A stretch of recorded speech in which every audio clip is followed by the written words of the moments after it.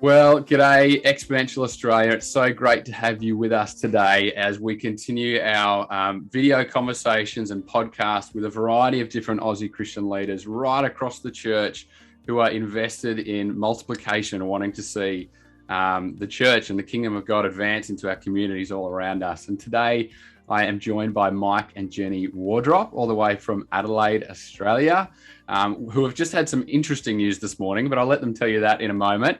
But they lead Encounter Church in Adelaide, which is also part of the Uniting Church, part of the Propel Network, which I'd love to ask them more about today as well. But guys, thanks so much for joining us today. Yeah, it's great. Thanks, Charlie. Thanks for having us. Awesome. Well, why don't you guys just tell us a little bit about yourself, bit of your backdrop, what's happened this morning, unfortunately, a bit about your family, all that kind of stuff as people get to know you. Sure. Well, we've been married for about 15 years. Both of us have been in ministry for a long time now. I guess I've been in vocational ministry for about a dozen years or so. We live in the inner northern suburbs of Adelaide here in Prospect. We've got three amazing children, Grace, Charlie, and Noah, who are 13, almost 11, and almost 9. You know how important it is for little kids to have that almost. Yeah, it's very important for them. And as of half an hour ago, I have COVID-19. The fun continues. Here we are. Absolutely. Exponential. Hot off the press. That's right. Yeah, exponential growth. First thing you should know about church planners is you've got to be flexible. So I was meant to be flying to Melbourne in 6 hours, so that is not happening anymore. Oh, guys. Absolutely feel for you, but thanks so much for joining us despite what's going on in your household and must be swirling around in your head at this moment. So really. The beauty is, where am I going to go, mate? Like this is great. You can talk for as long as you want. This interview might go for an hour rather than half an hour. Yeah. It's so good. Well, why don't you guys tell us a little bit about your journey? You guys planted Encounter Church coming up on 4 years, you said before? Yeah, almost 4 years. What led into that? What is Encounter Church all about? Tell us about your relationship with the Uniting Churches there in South Australia. Would love to just hear some of your journey. Absolutely. We've always kind of had a bit of a passion for church planning, not always, for many years. And when Mike got ordained, we just really felt the Lord calling us to go and church plant. And so we left a fantastic church that we were at, really. Sadly, we didn't want to leave, but felt God calling us to, and stepped out into absolutely nothing. Like, we had no idea what we were doing, no idea whatsoever. And out of nowhere, we got invited to go on a church planting journey with a couple other people. So we went on that journey with them. Didn't work out. Like the model that they wanted, the model we wanted to do just wasn't going to match. And so rather than just trying to push things down a rabbit hole of some kind, we went, no, let's actually do what God wants us to do. And so we split up and we actually made 2 churches that are both thriving right now, which is awesome.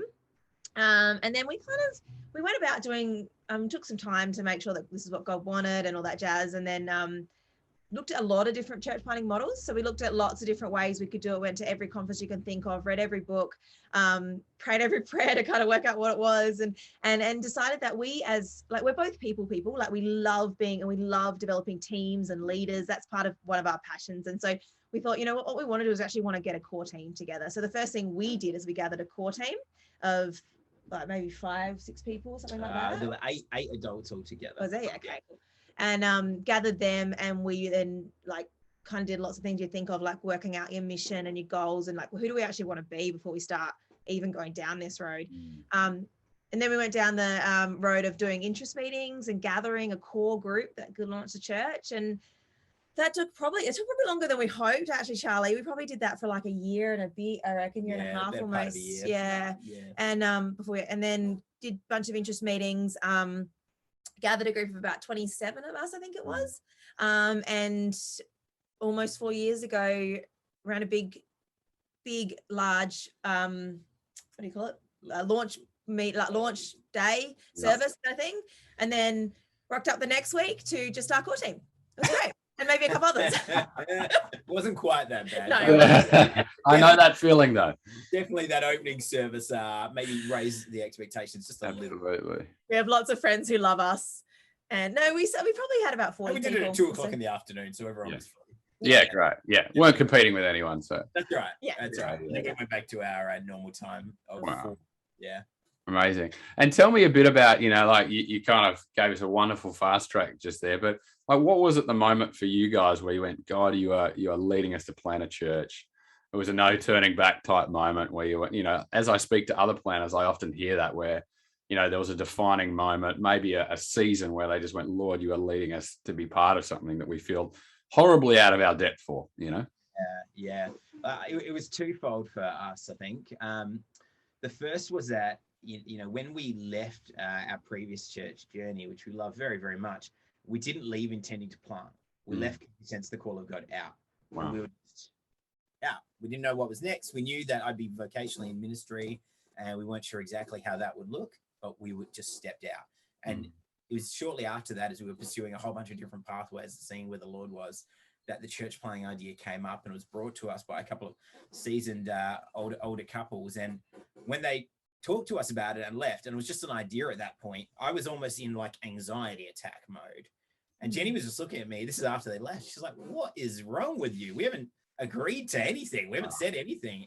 But it was just that sense of actually something huge is being put on our heart now. Wow. And this is it. This is from God.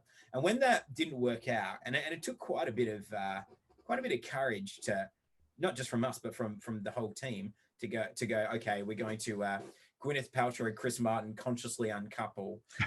And from that, we grieved, and we grieved for a couple of months. And at the end of that, we came back towards the Lord, and we just said, was this our ego, or was this you? Wow. And so we took probably a full month just to ask that question. And at the end of it, we sort of said, okay, God, if this is from you, you need to bring in the people this time. We're not going to go tapping prospective folk on the shoulder. You need to bring in those first group of people so that we know this is of the Lord and not just of our own ego. And so that's what happened. We had a few people get in touch with us, some of whom we'd never met in our lives. And they just reached out to us online. We weren't advertising, weren't communicating. We were in Japan, actually, for some of it. We were just on holidays.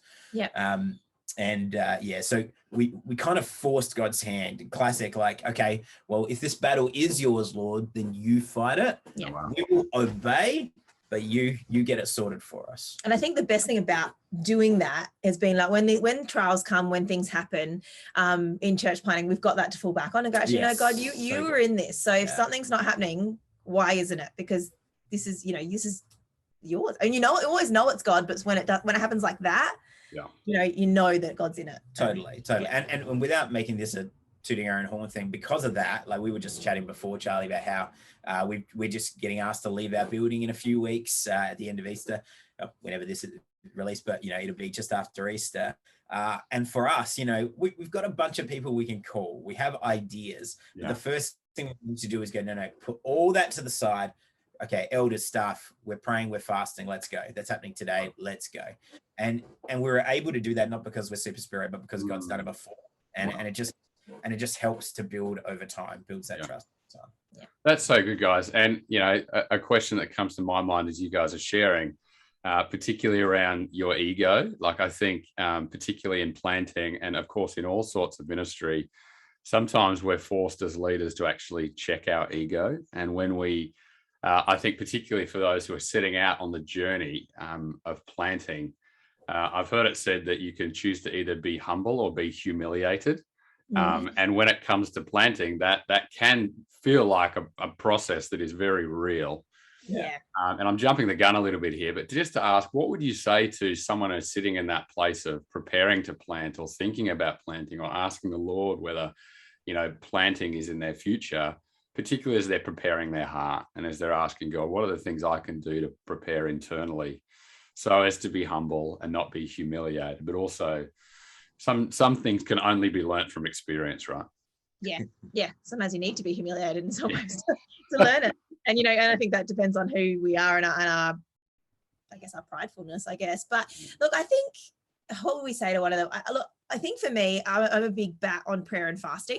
So I believe there is absolute power in prayer, but I think there's a lot of power in fasting. And so we actually, when we started doing this, we just spent a lot of time in prayer and fasting, like a lot. I mean, we hate everybody that wanted to be a part of our core team, pray and fast. They had to go, if they weren't willing to go away and pray and fast for 2 weeks, then not eating for not 2 weeks, but like if they weren't willing to actually do that, then they weren't coming on our core team, because we wanted people who were about what God wanted, not about what they wanted. Right. And if they weren't willing to sacrifice, then they didn't actually want what God wanted. Yeah, I think as well, you know, the world desperately needs more church plants, more thriving church plants across capitals and in rural areas everywhere. But God does not have to use me. Yeah, He can raise up church planters from the rocks. Yeah. So while we need church plants, God can do whatever he wants, however he wants. Yeah. He does not need me. And he's kind of like, for us, he kind of proved it to us by ending the first church plant. Yeah. You guys are not aligned in this. You think you are, but you're not. And so I think that would be my best advice for church planters is, the time to create your own platform is dead is a strong word, but let's go with dead. Wow. And it's not going to help your church. You need to be compelling. Yes. Cast vision. Yes. A little bit of charisma does help, but the time to build your own platform is done. And you can read more about that on my personal website. You can get a link later. Of which I would at this point want to say that Mike has a wonderful podcast that he's part of. You know, a bit of promotion here along with Katie Isles. What's the name of the podcast again, Mike? Read the Room. Read the Room. Yeah. Which is distinctly Australian, talking to Aussie leaders about, you know, opportunities and challenges in ministry. So definitely go and have a look at that. The next question I want to ask you guys is particularly around your relationship with the Uniting Church in South Australia, and particularly the Propel Network, which I've often heard of from a distance. You know, a group of uniting churches that are really passionate about planting and about, you know, reaching their community and all the sorts of things that come with some really acute thinking about that. Would you guys just tell people more about the Propel Network and what the exciting things that are happening in South Australia? Yeah, there is some great things. I think one of the things I love, we're a part of Generate Presbytery in the Uniting Church, and one of the things one of their goals is growing passionate disciples and seeing leaders raised up, young leaders raised up. And I think, and they're so focused on church planting. And so we've been really blessed to be around people who are just encouraging us. Like, there's no like, don't do this. There's no, you know, this is going to be hard. And I mean, not that they aren't realistic, but it's that championing of what we've felt, and feel the same thing from Propel. Like, they've got a conference coming up in a couple of weeks. Mike's doing speaking, and there's a few other. This whole don't build your own platform thing hasn't gone well in the last 2 minutes. It's not you, but anyway. But I think, but in saying that, Propel's championing church planting, they're championing young leaders, they're championing, and I think that's what we as a church, and I now look at it and go, Mike and I look at us and go, we're not the young leaders anymore. Like, we're not trying to champion people at my age. Like, I mean, I'm not, you know, other people would say that I'm super young, but like, for me, I'm thinking, what about the next gen? You're not that young, honey. No, I would say that about you. Oh, sure. But how are we championing the next generation? And that's what I see inside the Uniting Church. Is what I see inside Generate and inside Propel. Yeah. So, I mean, just a 2-minute rundown for people who don't know the governance of the Uniting Church. Why you don't look that up in your hobby time, I'm not sure. Each their own. So we have a number of different presbyteries within states. So the states are governed by a synod. So there are 4 presbyteries inside South Australia. One of them is an evangelical presbytery called Generate. And so that presbytery is fully geared, like Jenny said, around church planting, renewal, raising up young leaders, things like that. That structure doesn't work nationally, and so it requires a group of like-minded people to come alongside one another and effectively do the same thing within a new structure, and that's where Propel comes in. So Propel is a network of evangelical churches across the Uniting Church in Australia. We're really excited about it. There's a conference in 2 weeks here in Adelaide that we're really excited about. So Adam Lowe up in Brisbane heads that up. Amazing man of God, great leader at Real Life Uniting Church. And so like Jen said, our relationship with the Uniting Church has been really positive. So it's not just Generate and Propel. The synod in SA have been really, really encouraging, really supportive to us. There's been financial loans involved in church planting, interest-free loans, I should say.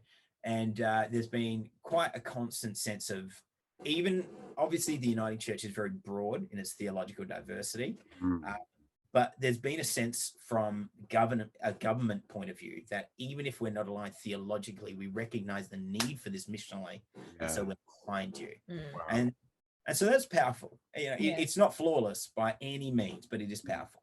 Yeah. Oh, that's so good. And particularly for those who maybe weren't aware of the dynamics of that, and every system has its challenges, right? And so you're definitely speaking the language of a lot of different planters and those who are invested in multiplication. The next question that I had for you guys was particularly around you two and the way that you lead together. I know when it comes to planting a church, and particularly the planters or the couple that might be involved, and of course every church and planter has its own dynamics, but you guys are really endeavoring to lead together as you plant and lead Encounter Church into the future. And that brings about its own unique challenges. I could definitely share some stories from our challenges here in Western Sydney. But I wonder if you guys would speak to that and both the joy of doing that together and obviously the challenges that come with that. Like the challenge of not being able to go to Melbourne in 6 hours. No, just kidding. I'm just joking. Yeah, 100%. Like we really felt quite called again to church plant together.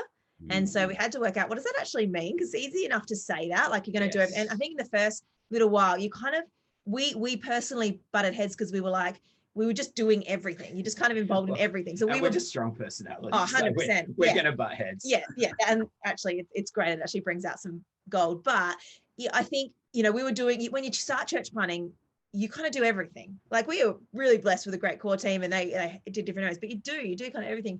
And it's only after a while do you start to go, okay, what is actually my hat?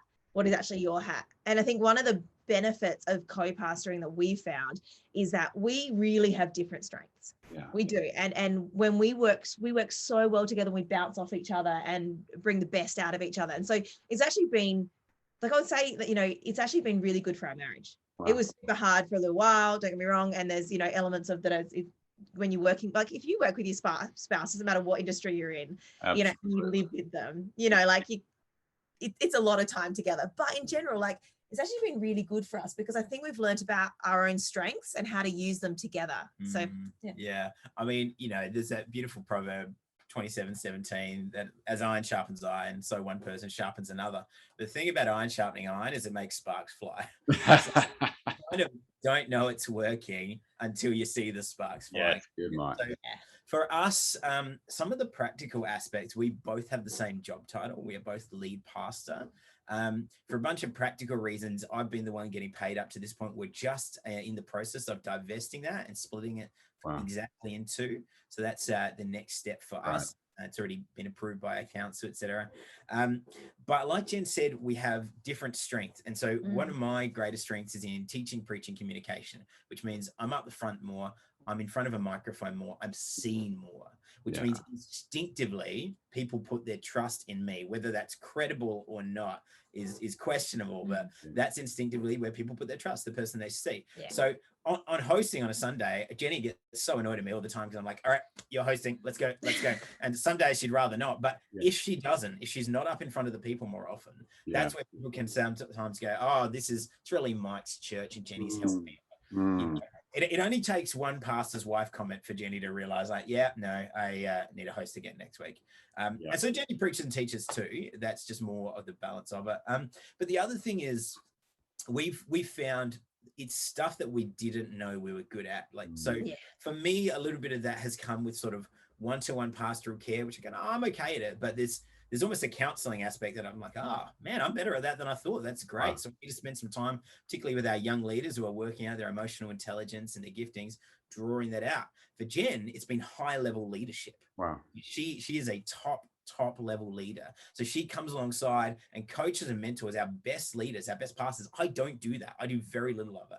Yeah. Jenny does most of that because that's her gifting. So she'll gather people in a room, challenge them, set them a goal, and then catch back up with them and continually grow them in that. So in a sense, we divide it up a bit, executive and teaching. Yeah. We don't name that in our job titles because we don't ever want that delineation to be that clear. It's clear for us, but within the church, that equality is pretty important. And I think in co-pastoring, I think pride really does have to die.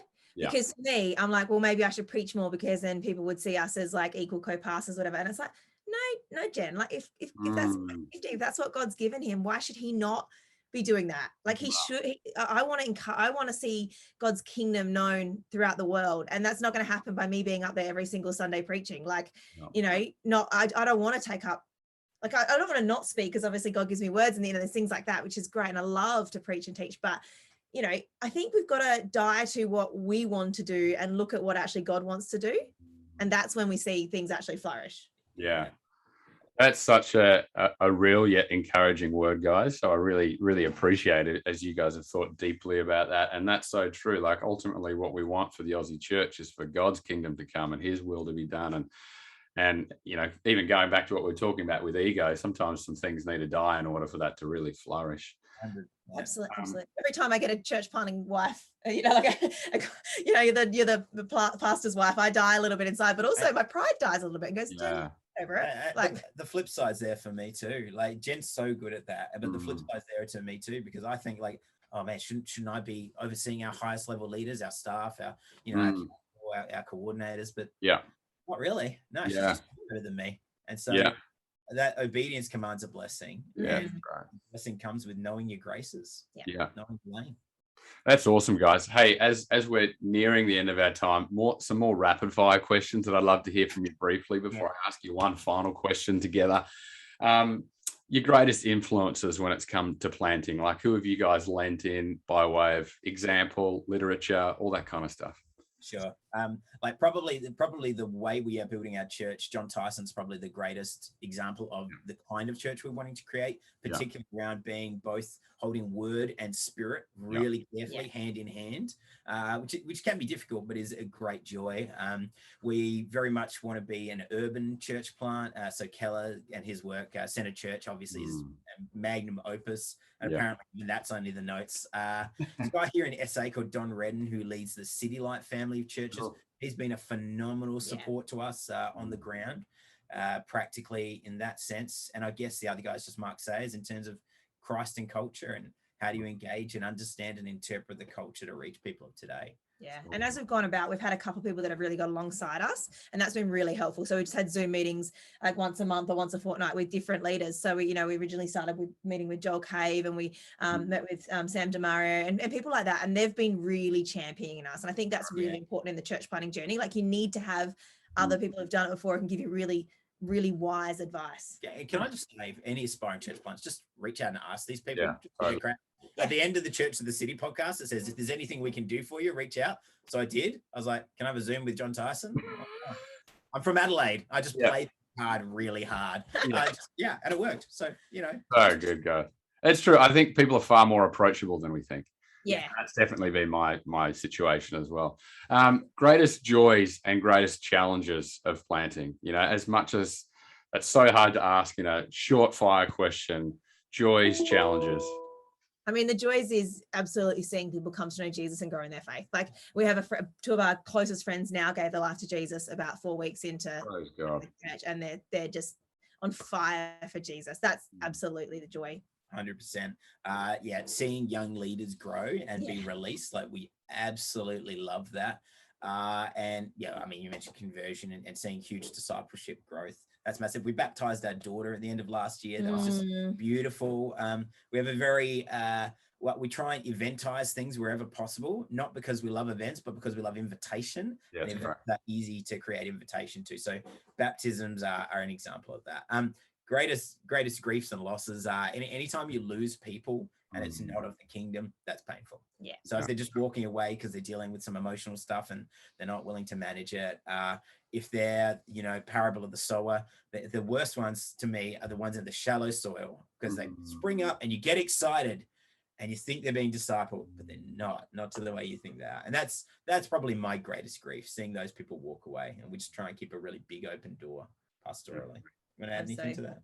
No, I think that is most definitely the painful, because you invest in. No, I was saying something the other day, like another pastor friend of mine, and I was like, nobody else thinks about, like, they don't think about us as much as we think about them. Yeah, like, that's the pastoral heart that we have. And so when somebody leaves, it hurts. We need to stress, we don't mean transfers either. Like, we just lost one of our best young leaders because she's getting married to a guy from another church. That's exciting. That's exciting. That's great. She's going to prosper in her faith there. But those people where they're on a track and then they bail, that's the pain.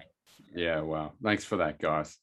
My last question, and we kind of alluded to this earlier on in our time together, particularly for your heart to see church planting and multiplication become far more widespread in the Aussie church. And I guess, what is one thing that you would be saying to, and it's an audacious thing to think about, but to the Australian church, particularly if a church might be sitting there going, I wonder whether we've got church planting within us. I wonder if we could try something new or have a crack at something, or even prayerfully and financially support something else in order to see new life happen. What would you kind of want to encourage the Australian church with, as someone may potentially be listening to this today? Yeah, I think I read a book, or most of a book, because we're all like that, right? Called Gaining by Losing. Wow. And I think one of the things is if you're going to church plant, you are going to lose some things. So, if you're going to church plant and send out people, it means your home church, let's call it, is going to be smaller. But you can't focus on that. You have to focus on what God's doing to grow. And so you may have to lose some things to grow some things. And that's scary. And the reason we don't church plant is we're so scared about what we're going to lose, rather than going, okay, what are we actually going to gain for the kingdom? What are we going to gain? And if you can focus on that and go, yes, I am going to lose stuff, and it's actually okay. Yeah. I think more churches will go, okay, yes, I can church plant. And you're never ready. I don't think you're ever ready. Absolutely. It's a bit like having kids. You're never ready, but sometimes it's thrust upon you, That's right. I would just say as well, lift up your eyes, Australian church. There's a harvest, and Jesus calls us to pray not for the harvest but for the workers. And so if we've got the workers, we've got to send them out in the harvest. And it's been a really, really hard stretch. Absolutely. We've felt it as well as everybody else, but it's there. The harvest is there. The workers are there. We need to pray them in, send them out. It's not our building. It's not our finance. They're not our people. They all belong to Jesus. So the more we can do that, the more we can hand them back over, the more freedom you'll find, and the more fruit you'll find as well, I think. And just don't give up. We just can't give up. We cannot stop and rest on the fact, we can't stop and rest on the fact that we've planted one church. That's not enough. I'd like to some days. Yeah, absolutely. Sometimes I'm heaps tired and grumpy, but we can't do that. We cannot give up, church. We have to keep planting. We have to keep seeing more people come to know Jesus, because the truth is, new church plants do see more people come to know Jesus. That's just the stats. Yeah. That's amazing, guys. From start to finish, hearing some of your journey, some of your insights, and some of your encouragements there at the end have just been so. I know I'm going to bless people as they hear this today. So Mike and Jenny, really appreciate your time. Thank you so much. Hope you rest well, Mike. Hope that the isolation's not too cavernous, but really appreciate your time today, guys. Thanks so much for having us. Thanks, Charlie. Bless you, mate.